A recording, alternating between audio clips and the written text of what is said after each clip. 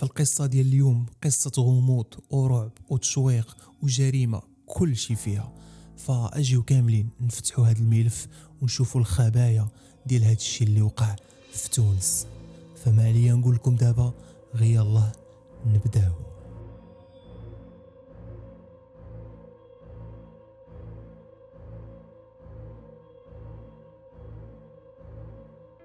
غادي نسافروا كاملين لتونس وبالضبط في مدينة نابل. هاد المدينة اللي الناس ديالها كانوا كيخليو وليداتهم يلعبوا وهما مرتاحين عليهم، حيت ما كان فيها لا جريمة لا سرقة لا حتى شي حاجة. كانت واحد المدينة زوينة بزاف وكانت ساحلية في نفس الوقت. الناس كيمشيو يزوروها حيت كان فيها المناظر زوينة والبحر والجو ديالها زويون. ولكن هاد الشيء اللي غادي يوقع غادي يخلي هاد المدينة تقلب رأسا على عقب. في أواخر 1986 بدات واحد الحاجة في هاد المدينة اللي حتى شي واحد ما رد ليها البال، ودغيا دازت. واحد الوليد خرج كيلعب ومن بعد توضر. عائلته بقات كتسنى فيه ساعة، جوج سوايع، 3 يومين، سيمانة، شهر. هاد الدري ما بانش نهائيا، وكان البلاغ انه توضر والبوليس بداو كيقلبوا ولكن ما عطاوش واحد الاهميه. صافي داك الولد توضر. دازت واحد المده وهاد الملف كيتسد والولد ما بانش. في هاد الوقت اللي توضر هاد الدري كان واحد السيد سميتو ناصر الضميرجي كيسكن نواحي نابل. هاد ناصر الخدمه ديالو خدمه عاديه وبسيطه، وما عندوش مع الهضره بزاف وما عندوش مع الصحاب. اللي كيشوفو كيقول هاد السيد ترونكيل وداخل سوق راسو. ولكن ما عارفينش بلي هاد الراجل خطير وسفاح كيدوز من حداهم وهما ما ردينش ليه البال. ولكن في 1987 وقع اختطاف تاني ديال واحد الوليد. هنايا البوليس فاقوا وحتى السكينة بداو كيتحركوا. نفس القضية ديال الاختطاف والدري ما كيبانش ونفس الفئة العمرية وفي نفس البلاصة، يعني كاينه شي حاجه تما. هنا البوليس بداو كيقلبوا ودخلهم الشك بزاف. ولكن للاسف واخا هاد جوج وليدات توضروا ما كاين لا شهود، ما كاينش شي رساله، ما كاينش شي تهديد، ما كاينش شي واحد كيطلب شي فديه في هاد الوليد. يعني ما كاينه حتى شي حاجه، والبوليس باقين ما لقاوش راس الخيط ملي شدوا هاد القضيه. ولكن هاد الروينه كامله نايضه، وهاد القاتل ولا هاد السفاح النصير كيدوز محدا الناس عادي وحتى شي واحد ما شك فيه. وفي اواخر 1987 ودخلات 1988 بداو الحالات ديال الاطفال اللي كيتوضروا كيرتفع بزاف. هنا صافي ما بقاتش القضيه غير عند الاسر او لا غير عند الحومه او لا غير عند البوليس، ولات قضيه راي عام ودخلوا الصحافه في هذه القضيه. حيت الوليدات كان الاعمار ديالهم بين 10 سنين حتى ل 18 عام. فهنا البوليس بداو كيسولوا بزاف وبداو كيخرجوا بداو كيديروا تحقيقات كبيره وجمعوا بزاف ديال الادله على هاد ناصر. فشي واحد قال لهم باللي داك السيد كنشوفوه ديما كيتقرب من الوليدات، ديما كيكون في البلاصه اللي كيلعبوا فيها الوليدات، كيدوز غير محدا الوليدات. فالبوليس شكوا فيه واحد شويه وعيطوا له قالوا له غادي تجي عندنا الكوميساريه باش نديروا معاك واحد التحقيق. ونصير مشى بكل ثقه في النفس وكيهضر بكل ثقه. قال لهم انا ما عندي حتى شي علاقه بهذا الاختطاف اولا هاد الوليدات اللي توضروا، انا كنخدم خدمه وغادي على جنب الحيط، ما عندي حتى شي حاجه.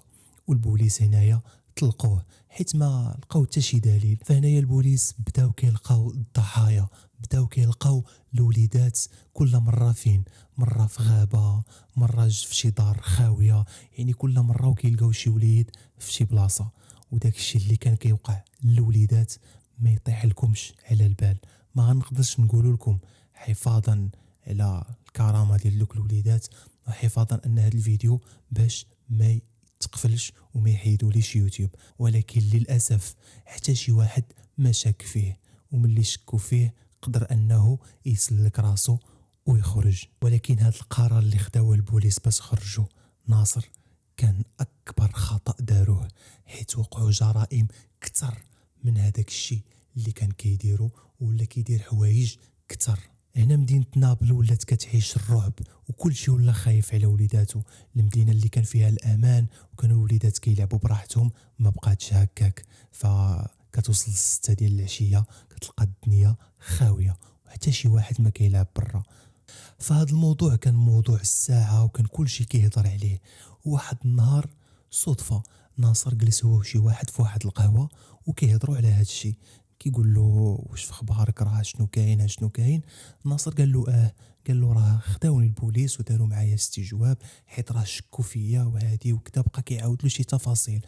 هذاك السيد سولو واحد السؤال، قال له وانت يا فين كنتي في ديك الوقيته اللي كيوقعوا فيها هاد الجرائم؟ فناصر هنايا دار واحد الخطأ فادح. قال لداك السيد انا ديك الوقيته اللي داك الوليد تخطف اللي كانت 6 ديال العشيه انا كنت خدام. فسالات الهضره بيناتهم دوك الجوج. مشى داك السيد اللي كان جالس مع ناصر مشى عند البوليس وقال لهم انا هضرت مع ناصر وحسيت انه هو كيدخل ويخرج في الهضره، وقال لي باللي كان خدام في ديك الوقيته اللي تخطفوا الوليدات. هنايا البوليس فاقوا حيت الوقيته والساعه والبلاصه اللي كيتخطفوا منها الوليدات كانت غير في المحضر عند البوليس، حتى شي واحد ما عرفها. وناصر زلت لسان منه قال له وقيته فوقاش كانوا كيتخطفوا الوليدات وهي 6 ديال العشيه. فهنا البوليس مشاو شدوا ناصر المره الثانيه، وكانت في 27 نوفمبر 1989.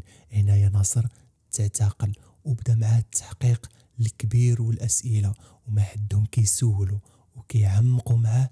لقاو غير كيدخل وكيخرج في الهضره. وحتى الوقيته اللي كانوا الوليدات كيتخطفوا فيها هو ما كانش في الخدمه. مشاو سولوا عليه مع 6 د العشيه في كيكون، قالوا له ودي ناصر كيسالي الخدمه ديالو مع 4. وهذا كان كذوب. يعني بداو كيشدوا واحد الطرف ديال الخيط. فملي زيروه وطولوا معاه التحقيق اللي دام اكثر من سيمانه وهو معتقل، ففي التالي اعترف بكل شيء. اعترف باللي خطف 14 طفل وباللي كان كيدير معاهم امور خايبه بزاف، ومن بعد كيقتل. وهذا الشيء حيت كانوا عنده تراكمات نفسيه وكانت عنده عقده نفسيه من الصغر ديالو.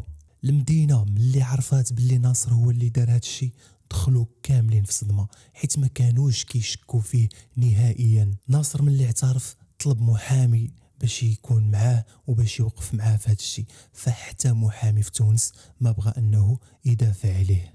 وفي 17 نوفمبر 1990 تحكم على ناصر بالإعدام، وكان هو آخر واحد في تونس كيتحكم بالإعدام. فمدينة نابل التونسية ما عمرها رجعت كيف كانت هذه. شحال كانوا السياح كيمشيو لها وكان الأمان وما كانش الخوف.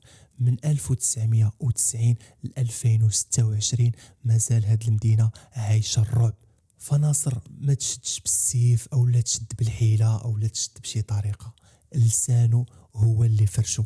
فكانت هذه القصة ديال ناصر الدميرجي السفاح اللي رون مدينة نابل في تونس. فكيف ما كان الحال وكيف ما كانت المدينة وكيف ما كانت الحومة اللي كنتو ساكنين فيها، خصنا نردوا البال لوليداتنا فوقاش كيلعبوا ومع من كيلعبوا وفين كيلعبوا، وحتى لا كانوا خارجين نراقبوهم ولو غير من بعيد. فهنايا كنبغي نقول لكم دمتم سالمين.